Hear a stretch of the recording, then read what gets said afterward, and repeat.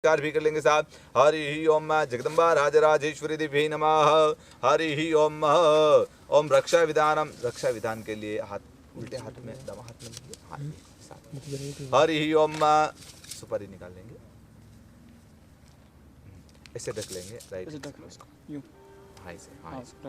ओम त्र्यंबकं यजामहे सुगंधिं पुष्टिवर्धनम् उर्वारुकमिव वन्दनान् मृत्योर्मुक्षीयमामृतात्। अब थोड़ा आपको फेंकना। हरि ओम ओम प्रसन्तु ते भूता ये भूता संस्था ये भूता विघ्नकर्ता निषन्तु शिवाग्नय अब कर्मणान्तो भूतानि पिशाचा सर्वतो दिशं सर्वे उदर्वको वर्धनो रक्षेत द्रवास्त्र त्रिविक्रमः एवं दशरथो रक्षेत वासुदेव जनार्दनः। ओम रोगक्षय कालक्षय शत्रुक्षय सतीशं फेंक देंगे। हरि ओम रोगक्षय कालक्षय शत्रुक्षय पीछे फेंक देंगे। नमस्कारो हरि ओम ओम युवा बांध देंगे इसके। ओम युवाजवाजो परिवाता घास्त्र्याण भौतितम चिराजुं सद्य मनसा देवयन्ताः वस्त्रं समर्प्य वस्त्रान्ते चन्दनं समर्पयामि। ओम श्रीखण्डं चन्द्रं दिव्यां घण्टाढ्य मनोरम विलेपनं सुश्रेष्ठा चन्द्रंगदां चन्द्रान्ति चंदनम समर्पयामि चंदनान्ति अक्षतं समर्पयामि। ओम एक्सान्तां सुश्रेष्ठा कुमाक्ताश्रिता मया निवेदिता भक्त्यां गृहाणां परमेश्वरः अक्षतमक्षान्ति पुष्पं माल्यादिनि शुकदनि मालात्यानि वे प्रभु मया तानि पुष्पाणि पूजार्थं प्रतिगृहीताम पुष्पं समर्पयामि। धूपम् अग्रयामि दीपं दर्शयामि नैवेद्यान्ति नैवेद्यम्।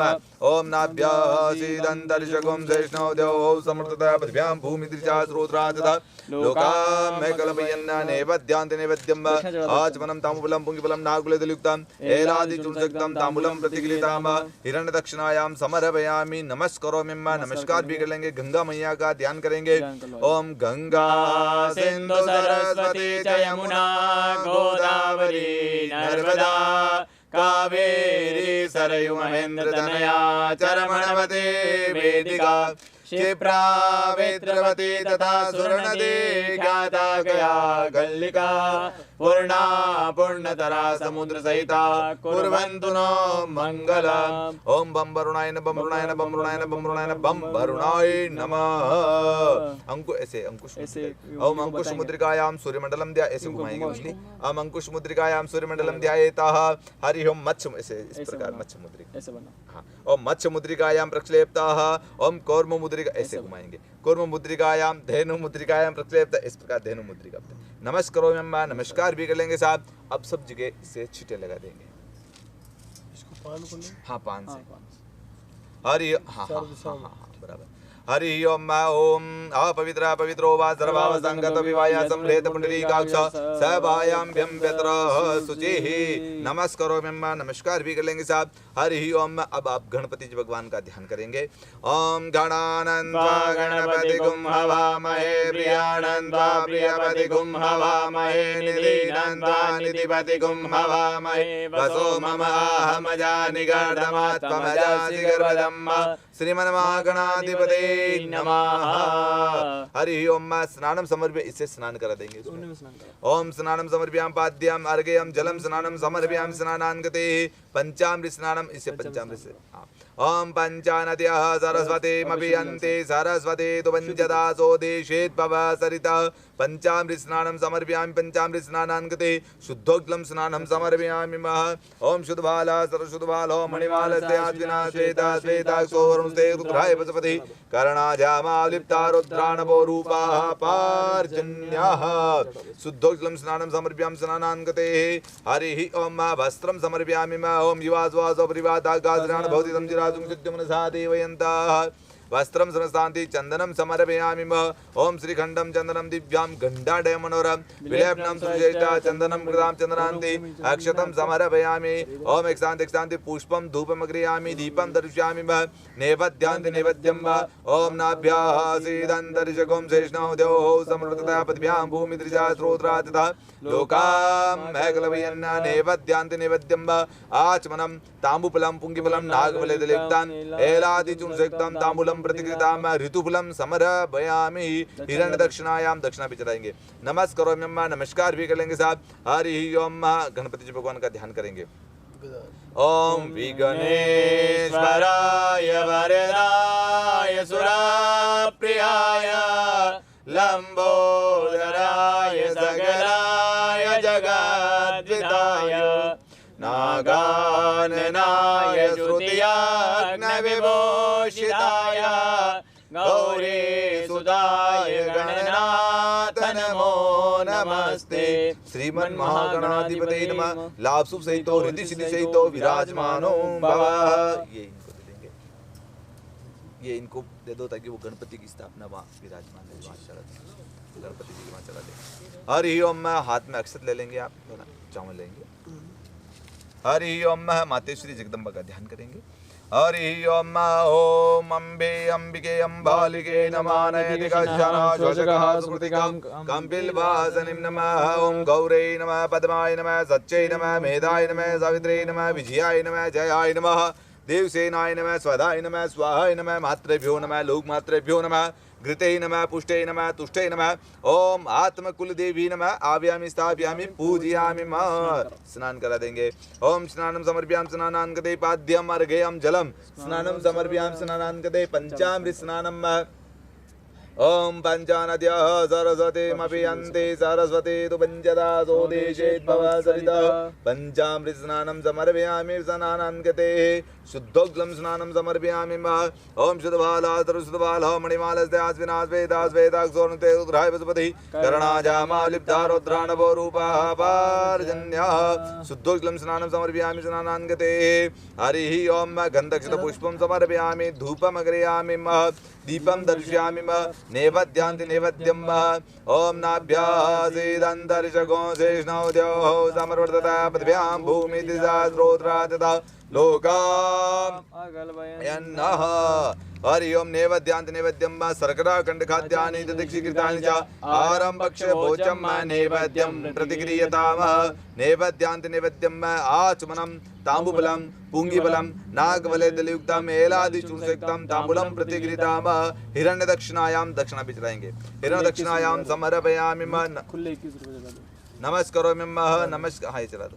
नमस्कारोमि इसमें नमस्कारोमि 16 देवियों का और सप्तकृत मातृका 7 देवियों का ध्यान करेंगे। 16 ओम अम्बा संभवे चंद्रमौले रमणावरणा मा पार्वती काले हेमवती शिवात्रेणी कात्यायनी भैरवी गायत्री नवयौवना शुभकरे सम्राजलक्ष्मी प्रदा चिदरूपी परदेवता भगवती श्रीराजराजेश्वरी नमः। ओम जगदम्बा दुर्गा देव्यै नमः। राजराजेश्वरी देव्यै नमः।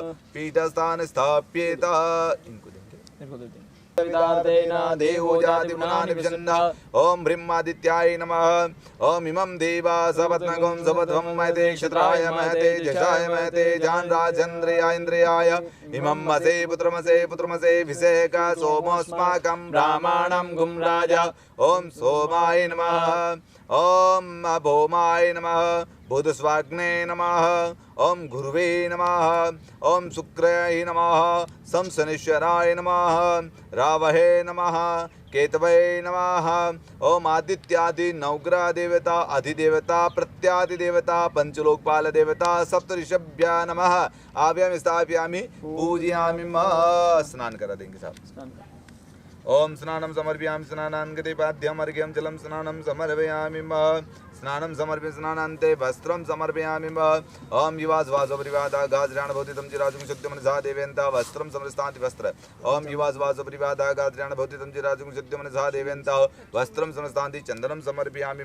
ओम श्रीघण्टं चन्दनं दिव्यां घण्टाढ्यमण्डलं विलेपनं सुश्रेष्ठ चन्दनं मृडां चन्दनान्ति अक्षतं समर्पयामि। ओम एक्स्तान्तं सुश्रेष्ठ कुमाक्ता श्रीविता मया निवेदिता गृहाणं परमेश्वरः अक्षतं स्थान्ति पुष्पं। ओम माल्यादिनि शुकदिनि मलत्यानि वे प्रभु मया तानि पुष्पाणि पूजार्थाय प्रतिगृहीतामि। पुष्पं समर्पयामि पुष्पान्ते धूपम् अग्रयामि दीपं दर्शयामि। नैवेद्यान्ति नैवेद्यं।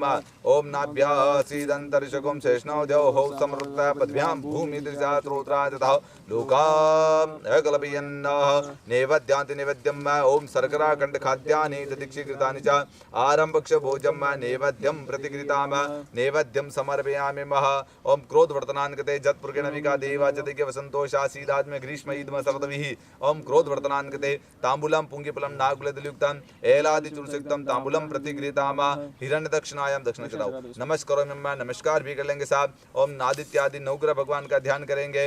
ओम ब्रह्मा मुरारे श्रीकांतकारे भानु शशिभो मिसुतो बुधश्च गुरु च शुक्र शनिराहु केतव सर्वे ग्रह शांतिर्करा भवन्तु सर्वे ग्रह शांतिर्करा भवन्तु। पीठस्थान स्थापितः इनको देंगे। हरि ओम नवग्रह भगवान की स्थापना पे चढ़ाएंगे। हरि ओम महा ओम हाथ में अक्षत लेंगे साहब। कलश भगवान का ध्यान करेंगे और भोलेनाथ का भी ध्यान करेंगे।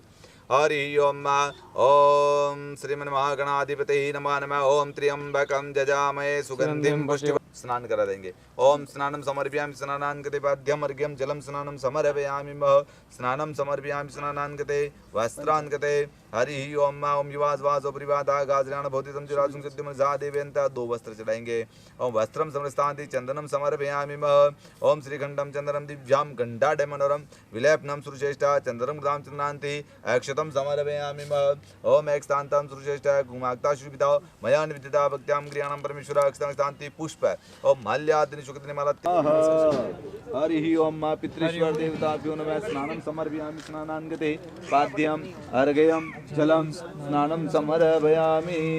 हरि ओम स्नानान् कृते वस्त्रं समर्पयामि ओम युवास वासो परिवादा गाजराण भौतिकं चिराजं सिद्धिं सा देवयन्तः वस्त्रं समर्पयामि वस्त्रान्ते चन्दनं समर्पयामि मह ओम श्रीखंडं चंदनं दिव्यां घंटाढ्य मनोरम विलेपनं सुरश्रेष्ठा चंदनं कृतां चंदनान्ति अक्षतं समर्पयामि मह। हरि ओम ओम एकस्तान्तं सुरश्रेष्ठा गुमाक्ता शुद्धा मया निवेदिता ज्ञानं परमेश्वरः अक्षतं शान्तिः और धूपमग्रयामि दीपं दृश्यामि म नैवेद्यान्ति निवेद्यं मह।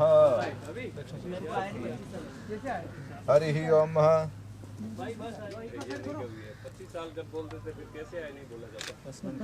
ओम दीपस्थ देवताभ्यो नमो नमः। ओम हरि ओम ओम चंद्रमा मनसो जात सचोः सूर्यो जात सोत्वा द्वादश प्राणश मुखादग्निर्जायतः शुभं भवतु कल्याण महारोग्य सुख संपदा मम शत्रुर्बुद्धि विनाशाय दीपर ज्योतिर्नमोस्तुते। हरि ओम भो दीपा देवरूपा सत्वं कर्म साक्षी अविघ्नकृता यावता पूजा समाप्ति तथा स्तरो भवः। दीपस्थ देवताभ्यो नमो नमः। नमस्करोमि नमस्कार भी कर लेंगे साहब। ओम जगदम्बा राजराजेश्वरी ही दिव्य ही नमो नमः। अम्बे अंबिके बालिके नमः नैतिका शनाश्वसिका सुप्रतिकां कम्पिलवासिनीं नमो नमः। हरि ओम महादीपस्थ देवता गणेश देवा माता जानकी पार्वती पिता महादेवा जय गणेश जय गणेश देवा माता जानकी पार्वती पिता महादेवा। लड्डूवन का भोग लगे संत करे सेवा लड्डूवन का भोग लगे संत करे सेवा। जय गणेश देवा माता जानकी पार्वती पिता महादेवा। एकदंत दयावंत चार भुजाधारी एकदंत दयावंत चार भुजाधारी मस्तक सिंदूर सोहे मूसे की सवारी मस्तक सिंदूर सोहे मूसे की सवारी। जय गणेश देवा माता जानकी पार्वती पिता महादेवा। अंधन को आँख देत कोटियन को काया बाझन को पुत्र देत निर्धन को माया। जय गणेश देवा माता झांकी पार्वती पिता महादेवा। दीनन के लाज रखो शंभु सुतवारी दीनन के लाज रखो शंभु सुतवारी। कामना को पूर्ण करूं जाहूं बलिहारी कामना को पूर्ण करूं जाहूं बलिहारी। जय गणेश देवा माता जानकी पार्वती पिता महादेवा। पान चढ़े पुष्प चढ़े और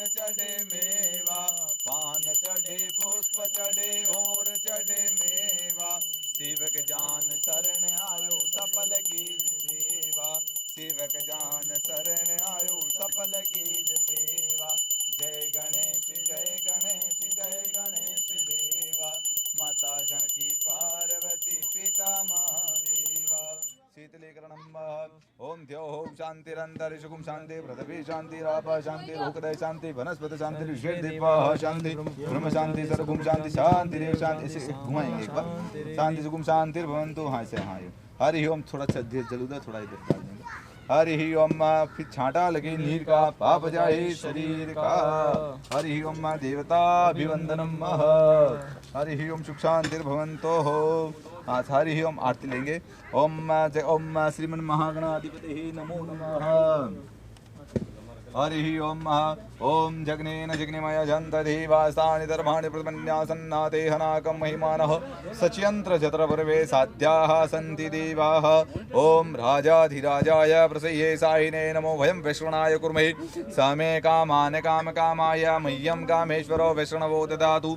कुबेराय विष्णाय महाराजाय नमः। ओम स्वस्ति सम्राज्यं भोज्यं स्वराज्यं वैराज्यं पारमेष्टं राज्यं महाराज्यवन्त्यं समन्तपर्याय शाता सार्वभौम सर्वानुकान्ता भ्राता पृथ्वी समुद्रवृन्दया एकारितं श्लोको विगतो मरुतः परिविष्टारो मरुजासनगृहा विदर्शकां प्रेरिषेर्दिव्या सभा सदा।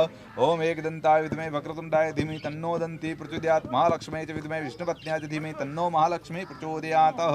हरि ओम नमः। नाना सुगन्धिं पुष्पाणि यथा कालोद्भवानि च पुष्पाञ्जलिं मया दत्तं गृहाणां परमेश्वर।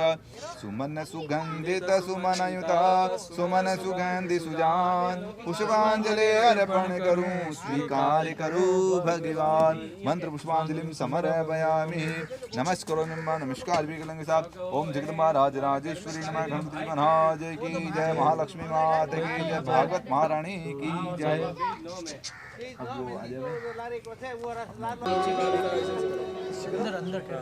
हरि ओम सुदवाला सुदवालो मणिवाल साश्विना श्वेत चेताक्षण से रुद्राय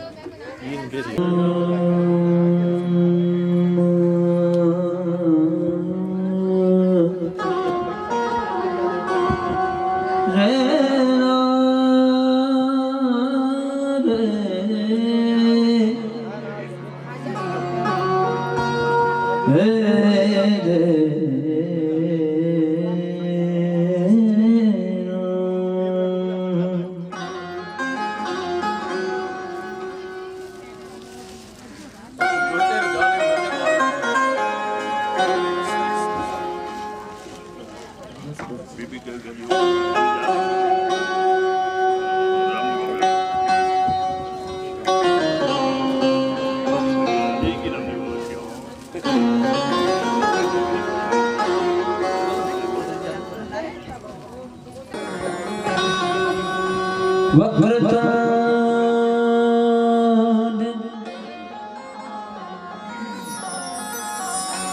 महाकाय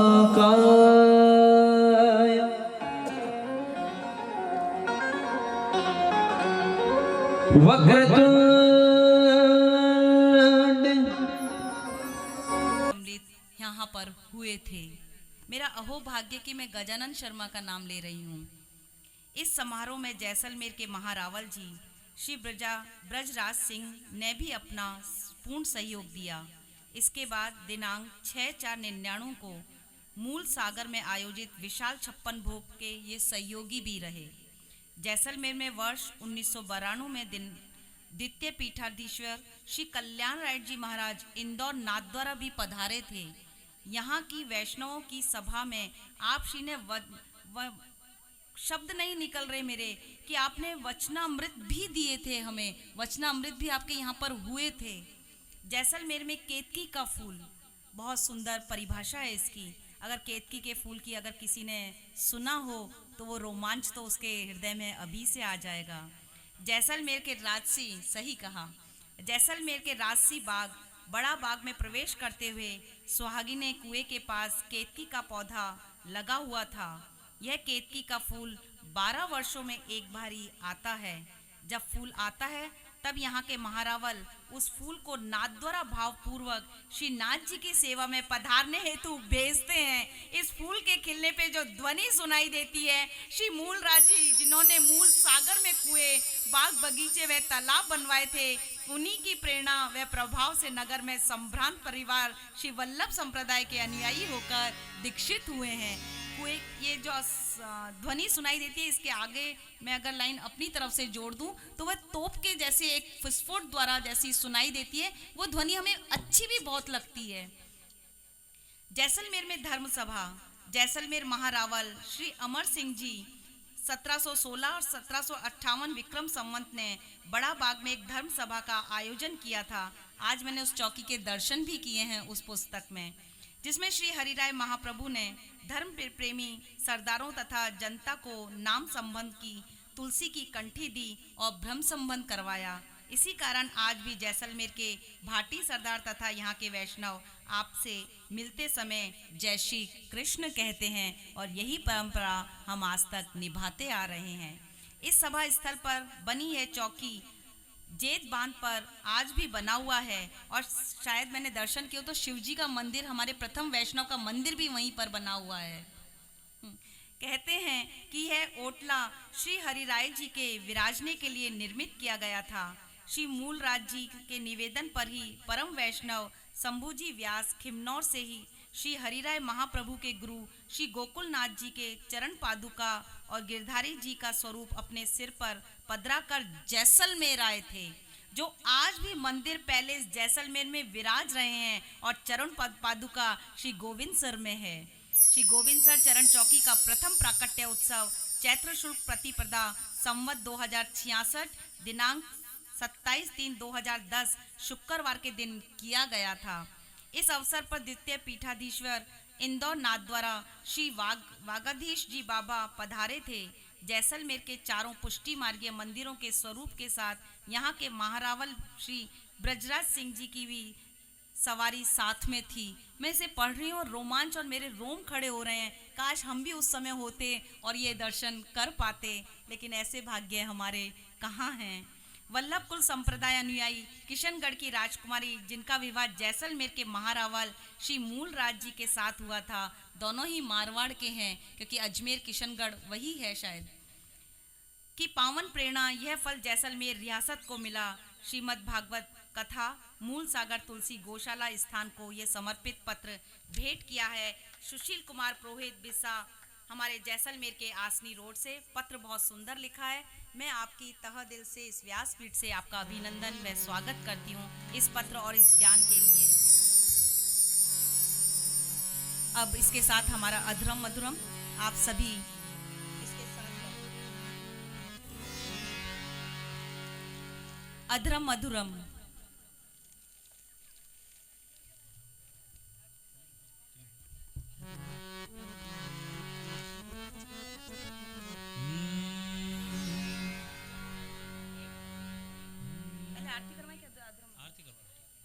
यजमान परिवार में आज आरती के लिए कौन तैयार है?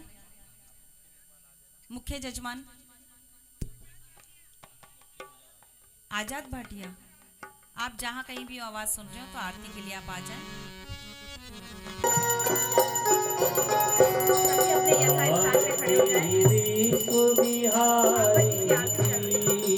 आरती विश्व बिहारी की, भागवत भव भयहारी की, भागवत भव भयहारी की, दया गो करण हृदय हारी, दया गो करण हृदय हारी, उबायो प्रेत धुंधकारी, उबायो प्रेत धुंधकारी, शरण गोवर्धन धारी की, शरण गोवर्धन धारी की, भागवत भव भयहारी की, भागवत भव भयहारी की।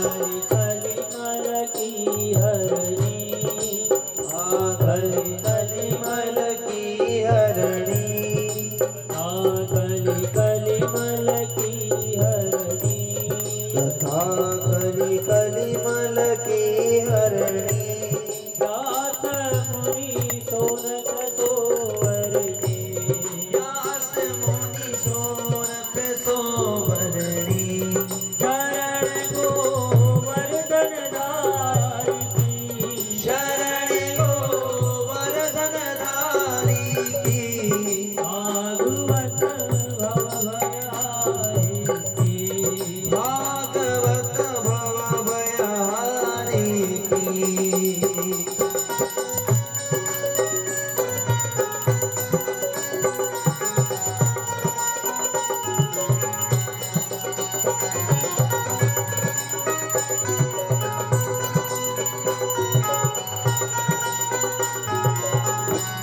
प्रेम सो पढ़े सुने गावे, प्रेम सो पढ़े सुने गावे, प्रेम सो पढ़े सुने गावे, प्रेम सो पढ़े सुने गावे, कृष्ण को अधरामृत पावे, कृष्ण को अधरामृत पावे, ये लीला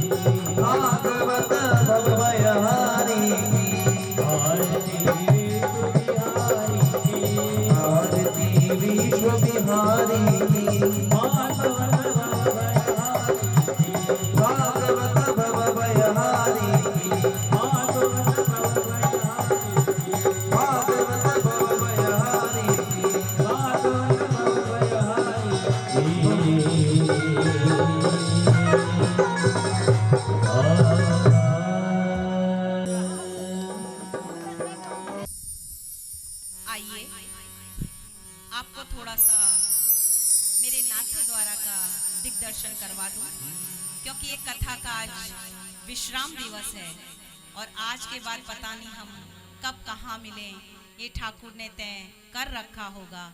मिले भी कि ना मिले ये भी नहीं पता, लेकिन देखिए मेरी नाथ द्वारा कैसी है, शिवजी बाबा की नगरी कैसी है।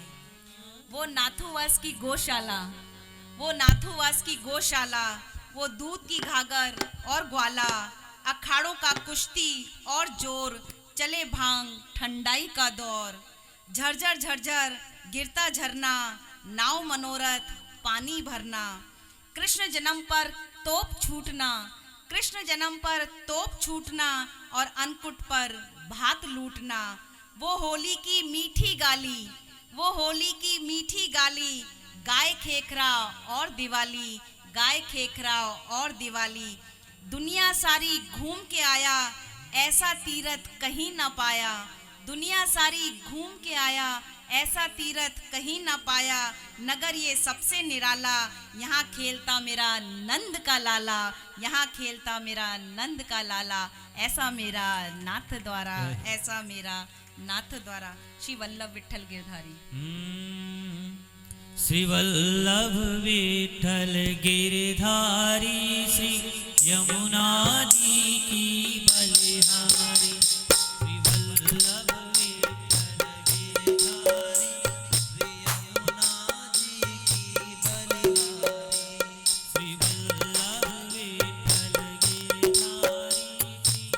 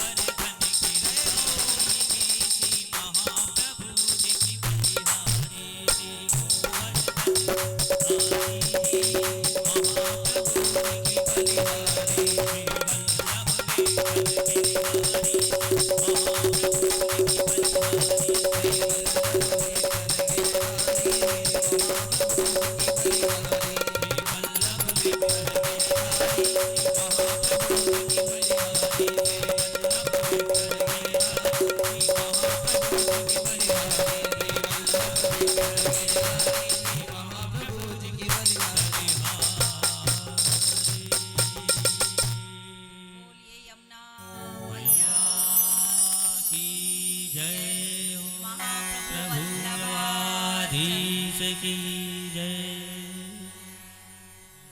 कथा के अंतिम दिवस में हम प्रवेश करें उससे पहले मेरे ठाकुर से एक प्रार्थना। मेरा भी खाता खोल दो सांवरिया, मेरा भी खाता खोल दो सांवरिया, अपने दरबार में आता रहूं वृंदावन निरंतर, लेन देन के व्यापार में आता रहूं निरंतर वृंदावन लेन देन के व्यापार में। मेरे कर्मों के मूल पर, मेरे कर्मों के मूल पर आपके दर्शन का ब्याज लगा देना, मेरे कर्मों के मूल पर आपके दर्शन का ब्याज लगा देना। जो ना चुका पाऊं उधार तो अपना सेवादार बना देना, अपना सेवादार बना देना। 7वां दिवस, राधे रानी से थोड़ा सा ध्यान अपनी तरफ लें। छोटी सी राधे रानी से थोड़ा सा अपना ध्यान अपनी तरफ। 7वां दिवस, विगत दिनों से इस परिवार के मंगलमय पुरुषार्थ से, उत्साह से, श्री ठाकुर के चरणों के अनुराग से, श्री राधा रमन की महती कृपा से ये यज्ञ प्रभावित हो रहा था। हरि कथा श्रवण और भगवान नाम स्मरण से आप सब अध्यात्म के लिए विगत 6 दिनों से आचरण भी कर रहे थे और इन दिनों पद्धतियों से चित्त की वृत्तियों को आनंदित भी कर रहे थे। आज कथा का विश्राम दिवस है, समापन नहीं, समाप्त तो हम और आप होते हैं, कथा कभी समाप्त नहीं होती। हरि अनंत, हरि कथा अनंता। हरि कथा श्रवण की सफलता तब जाकर के सिद्ध होती है जब कर्ण मात्र की स्मृति आचरण पर स्थान बैठाकर आप लोग बैठा लो। सबसे पहले हमें स्मरण हो, पहली उपलब्धि तो यही है। स्मरण हो, यह प्रथम उपलब्धि है। फिर जितना हो सके हम उसे आचरण में भी उतारें। पहली मोज तो यह है कि गति तो यह है, पहली सीढ़ी तो यह है कि हमें स्मरण रहे कि हमने क्या सुना था। 7 दिन में ये तुच्छ प्राणी, पतित प्राणी के मुख के द्वारा जो भी अनंत हरि कथा अनंता के नए नए चिंतनों के द्वारा दिव्यतम रस चरित्र मैंने सुनाए। मेरा एक प्रयास राधा रानी के द्वारा जो कहलवाया। कथा का प्रथम चरण तो यही है, उनमें से हमें कुछ राधा रानी के आशीर्वाद से याद रह जाए। एक वक्ता जो अपने दिल में दामोदर के लिए महसूस करता है, एक वक्ता जो अपने दामोदर के लिए जो कुछ भी महसूस करता है, केवल 10% ही वो कह पाता है। स्मरण में भी, बोलने का भी, फिर भी जितना हमें वक्ता को याद रहता है, स्मरण रहता है, बोलने पर उसका भी वो केवल 10% ही कह पाता है। जो याद है उसका आचरण भी केवल 10% ही होता है। पहला चरण यही है कि हमें स्मरण रहे। गीता की उपलब्धि यही है कि हमें याद रहे और उसके बाद जो स्मरण रहा उसका आचरण भी रहे। ये तभी होगा जब आपने केवल यहाँ बैठकर सुना ना हो, कुछ चुना भी हो, ये तभी हो पाएगा। एक शब्द भी इस कथा का आपके जीवन में कभी भी आपके जीवन में याद भी आ गया और आपको ऐसा कुछ बुरा करने से उसने रोक लिया, तो आपकी और हमारी मेहनत इन 7 दिनों की सफल हो जाएगी। सुन तो सभी रहे हैं, लेकिन सुनना सफल तब होता है जब एक कान से सुनकर दूसरे कान से ना निकाला गया हो तो भी कोई बड़ा लाभ नहीं मिलता। हाँ, कान से सुनकर जब दिल में उतार लिया गया हो तब हमें इसका लाभ मिलता है। सच कहती हूँ, इस परिवार की मेहनत और मेरी अब तभी सफल होगी जब हमारा जीवन उत्सव हुआ ही नहीं है, बल्कि कथा की सफलता उसमें है कि आपके मन में कुछ परिवर्तन भी हुआ है।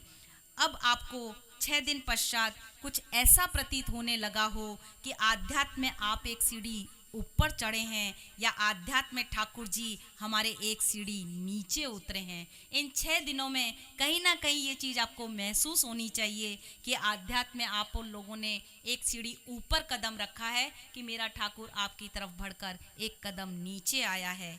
अब सुनिएगा ध्यान से कि भक्ति 2 प्रकार की ही करो, या तो ऊपर चढ़ जाओ या नीचे आ जाओ। कैसे? आप ठाकुर के द्वार की ओर जाते हो तो आपकी मुक्ति सिद्ध होती है। आप ठाकुर के द्वार की ओर जाते हो तो आपकी मुक्ति सिद्ध होती है, पर जब ठाकुर आपके द्वार की ओर आते हैं तो आपकी भक्ति सिद्ध होती है, तो आपकी भक्ति सिद्ध होती है। गोपी ने कल गोपी गीत में कहा है, कथा श्रवणम मंगलम। भागवत कथा में एक विशेष सुविधा दी गई है, क्या?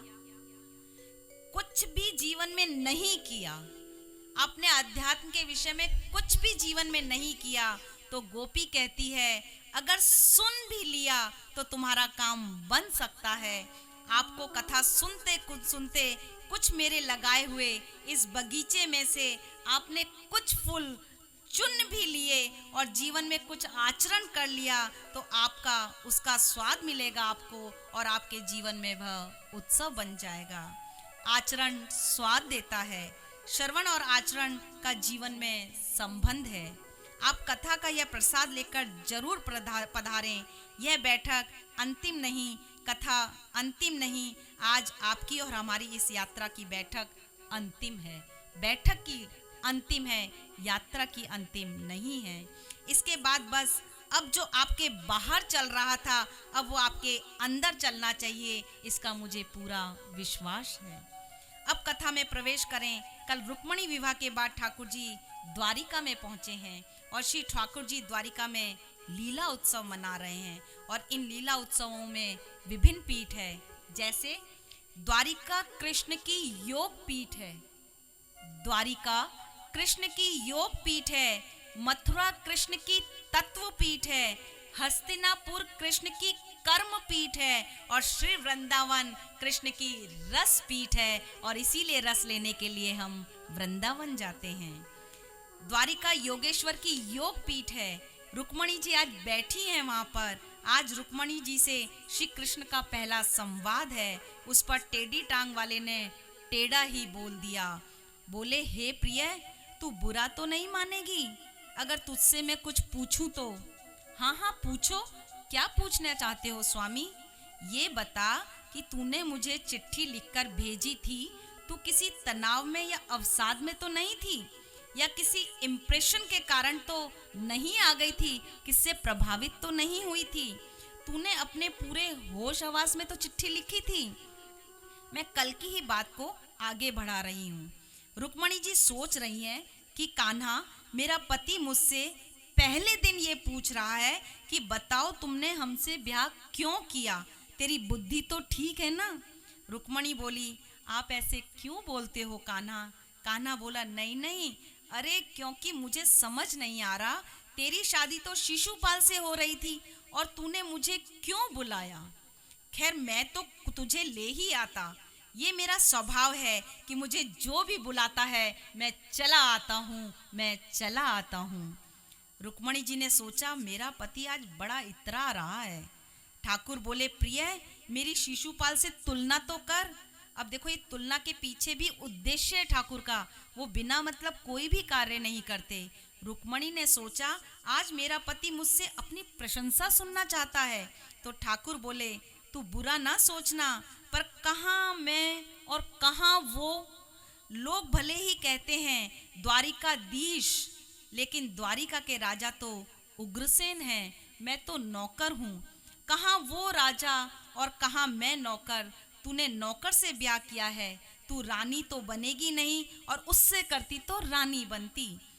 उसका कितना नाम है, अपनी पूरी सेना को लेके आया था और मैं अकेला आया। द्वारिका का साम्राज्य होने पर भी मैं अकेला आया।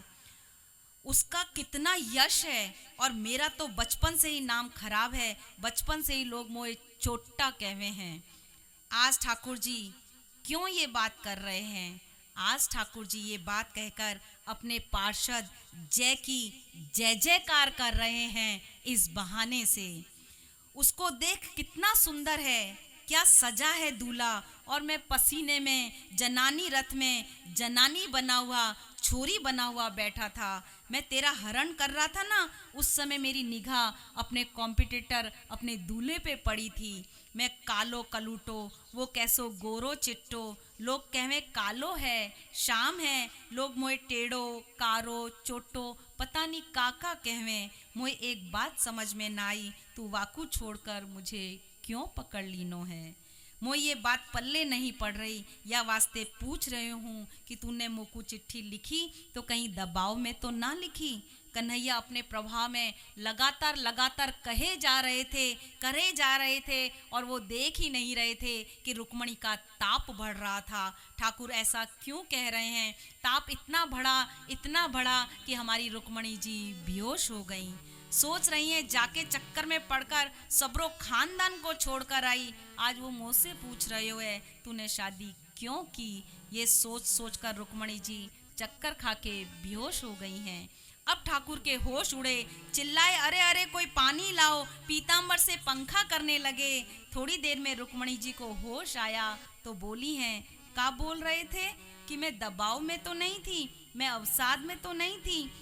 अरे पूरा खानदान छोड़ के जिसके लिए आई वो पहले दिन मुझसे पूछ रहा है, मैं होश में तो थी। आपकी बुद्धि तो ठीक है। हे भगवान, आप कैसी बातें करते हो? आप कह रहे हो आप कुरूप हो, काले हो और सुंदर हो। वो सुंदर है, शिशुपाल सुंदर है। अरे उसकी सुंदरता कहाँ तक है? उसकी खाल तक, उसकी चाल तक क्या है वो? जिस दिन उसका शरीर खराब हो गया उस दिन वो कुरूप हो जाएगा। उसकी सुंदरता तो कहीं भी किसी स्थान पर कोई मतलब ही नहीं रखती और मैं ऐसे को पकड़ती।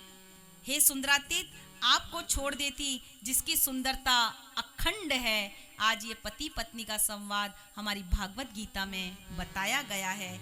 अब हमारी रुक्मणी जी कहती हैं, अरे कन्हैया, ऐसे वर क्या वारिये जो जन्मे और मर जाए। अरे ऐसे वर क्या वारिये जो जन्मे और मर जाए। अरे वरिये गिरधर लाल को चूड़ो अमर हो जाए, चूड़ो अमर हो जाए।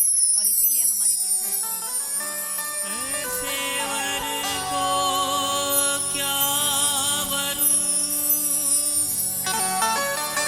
जन्मे और मर जाए,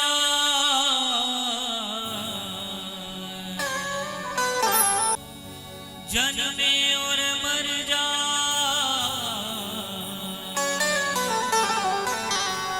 वरिये गिरधर लाल को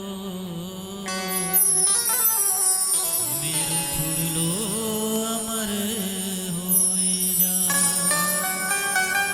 वृंदावन मकरंद है, मधुर करत रसता।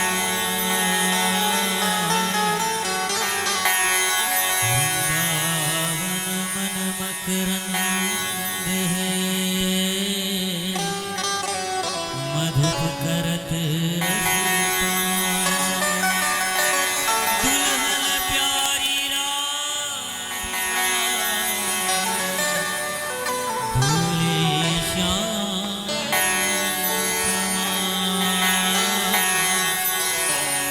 भूले श्याम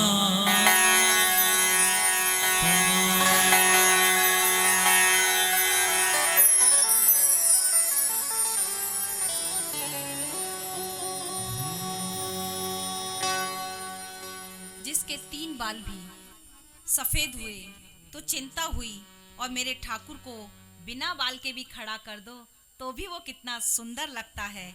अरे हमारे ठाकुर को तो खाली लंगोटी पहना दो तो भी वो बहुत सुंदर लगता है। तो जो इन सब बंधनों से मुक्त है ऐसे को मैं छोड़ देती। अरे वो शिशुपाल, जय श्री कृष्ण, जो अपने शरीर तक का तो राजा नहीं, वो राज्य का राजा क्या होगा? जिसे या तो जला दिया जाएगा या दफना दिया जाएगा या बहा दिया जाएगा। उसके शरीर की ऐसी दशा होनी है और ऐसे को पकड़कर मैं आपको छोड़ देती। आज तो ठाकुर फूला नहीं समा रहा है और प्यार से रुक्मणी को देखा है। लेकिन ये सब कहते कहते रुक्मणी जी गुस्से में लाल हो गईं, हाथ पैर कांपने लगे और फिर बेहोश हो गईं। अब ठाकुर इधर उधर भागे, कैसे कैसे यत्न करें कि हमारी रुक्मणी जी का ताप टूटे। ताप टूटते ही स्वामिनी जी जोर जोर से रोने लगी और बोली, आप ऐसी बातें क्यों बोलते हो कन्हैया? कन्हैया कहने लगे, अरे प्यारी रो मती, मैं तो देखना चाह रहे हो कि गुस्से में तू कितनी प्यारी लगती है। तू अभी तक सीधी सादी खड़ी थी, इसलिए मैंने कहा मजा नहीं आ रहा। जब तक पति पत्नी में किटपिट ना हो तब तक मजा नहीं आता, और मैं तो यही देखना चाह रहा था मेरी प्रिया गुस्से में कितनी सुंदर लगती है। रुक्मणी जी मुस्कुरा दी हैं और ठाकुर जी राजी हो गए। देखिए, भागवत में रुक्मणी और कृष्ण के संवाद और वाल्मीकि रामायण में सीता और राम के संवाद गृहस्थ जीवन को समझाने के लिए पर्याप्त हैं, और हमने बस ये थोड़े से संवाद इस व्यासपीठ पर उठाए हैं। विस्तृत अध्ययन करने जाएं तो आगे की कथा को विश्राम यहीं पर देना पड़ जाएगा, इसलिए थोड़े से संवाद उठाकर जो समझ में आया, जितना मैं समझाने का प्रयास कर रही हूँ इस छोटे छोटे संवाद से, कि हमारा गृहस्थ जीवन में शांति बनी रहे। एक रूठे तो दूसरा मना ले, दूसरा रूठे तो तीसरा मना ले, कोई ना कोई हर किसी को मनाते रहो, अपने स्वाभिमान को आड़े कभी मत आने दो। श्री ठाकुर जी आज द्वारिका में अपनी लीला कर रहे हैं। अष्टमुख्य विवाह किए हैं, रुक्मणी से, सत्यभामा से, जामवंती से, कालिंदी से, लक्ष्मणा से, प्रियवंदा से और भद्रा से 8 तरह के 8 विवाह आज हमारे ठाकुर ने किए हैं। सुखदेव जी कहते हैं, हे परीक्षित, आगे सत्यजीत जो भगवान सूर्य नारायण का प्रबल भक्त था, बड़ा भक्त था, उन्होंने उसकी भक्ति से खुश होकर उन्हें एक स्यमंतक मणि प्रदान की थी, और यह मणि प्रतिदिन 8 भार सोना देती थी। एक बार भगवान श्री कृष्ण ने सत्यजीत से कहा, सत्यजीत, तुम अपनी मणि राजा उग्रसेन को दे दो। तुम महात्मा हो, क्या करोगे इसका? हमें दे दो, हम द्वारिका का विकास करेंगे इस मणि के प्राप्त सोने से। सत्यजीत बोले, अरे कृष्ण, मैंने तो तुम्हें सिर्फ ये मणि देखने के लिए दी थी, लेने के लिए थोड़ी ना कहा था। भगवान ने कहा, मैंने तो सिर्फ ऑफर दिया था, आगे तुम्हारी मर्जी। जो कृष्ण की आज्ञा का उल्लंघन करेगा वो कहाँ तक सुरक्षित रहेगा, मुसीबत में तो पड़ेगा ही। अब एक दिन सत्यजीत का भाई प्रसेन उस मणि को गले में धारण कर घोड़े पे सवार होकर शिकार खेलने के लिए चल पड़ा है। वहां सिंह ने उसे मार डाला। सिंह को जामवंत जी ने मार डाला और मणि लाकर अपने बच्चों को दी है। जब प्रसेन लौटकर नहीं आया तो सत्यजीत ने अफवाह फैला दी कि कृष्ण मणि के लिए मेरे भाई को, कृष्ण ने मणि के लिए मेरे भाई को मार डाला है। इसी ने हमारी मणि चुराई है, बचपन से ही चोरी की इसको आदत जो है।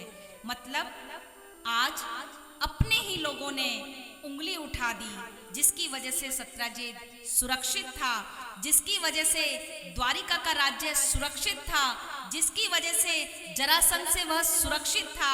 आज अपने ही लोगों ने उंगली उठा दी। आज कृष्ण पर आरोप लगाने से ये अपने भी नहीं चूके। ये दुनिया बड़ी खराब है। हम भी ठीक करने वाले पर विश्वास ज़्यादा करते हैं, बनाने वाले पर विश्वास कम करते हैं। दुनिया पर परोपकार करो, विश्वास कभी मत करो। उन्होंने जब राम को नहीं छोड़ा, उन्होंने जब सीता मैया को नहीं छोड़ा, तो आज ठाकुर को कैसे छोड़ देते। हम डॉक्टर पर विश्वास करते हैं जो हमारे शरीर को चीर देते हैं, फिर भी हम उस पर विश्वास करते हैं।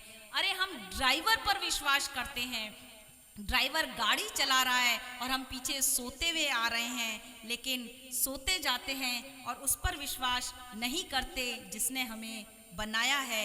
एक भजन के माध्यम से, क्या भरोसा इस जिंदगी का, साथ ने देती नहीं ये कभी किसी का।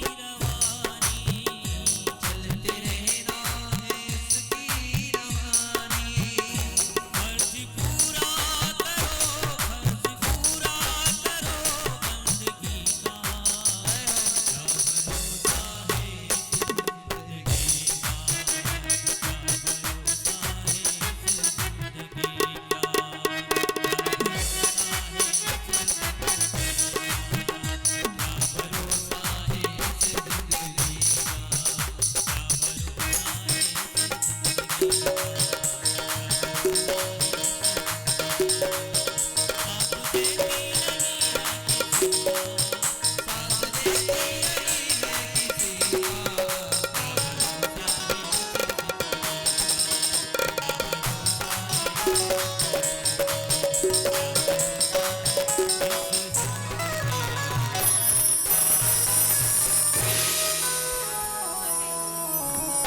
तक जीवित हूँ ये भी नहीं पता।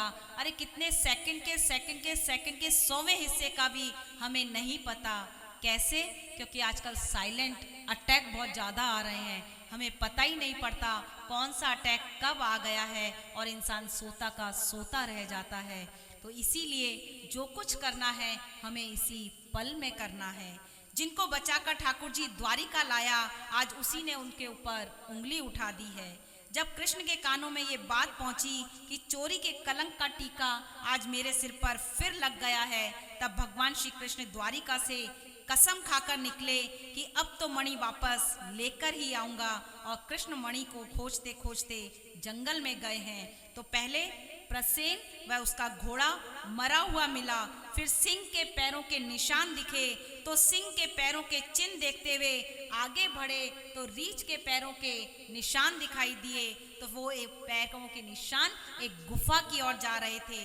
भगवान अपने साथ आए सैनिकों को बाहर बैठाकर स्वयं अकेले गुफा के अंदर गए और सैनिकों से कहा 28 दिनों तक मेरा बाहर इंतजार करना।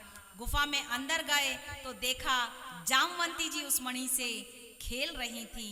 भगवान ने कहा देवी इस मणि को हमें दे दो, इस मणि को लेकर हमारे ऊपर बड़े कलंक लगे हैं, इसे हमें दे दो। देवी ने जामवंत जी को आवाज लगाई तो जामवंत जी ने कन्हैया के साथ 28 दिनों तक युद्ध किया है। और जब अंत में एक मुष्टिक प्रहार किया तो जामवंत की आंखें बंद होने लगी। बंद आंखों से धनुष हाथ में लिए रामचंद्र दिखाई दिए। तो फिर 2 मिनट बाद ही बंसी लिए वे गोपाल दिखाई दिए। जामवंत जी खुश हो गए, बोले अच्छा अब पहचान गया, ये बात है, बंसी लिए आए हो राम, वाह वाह क्या रूप धारण किया है अब की बार।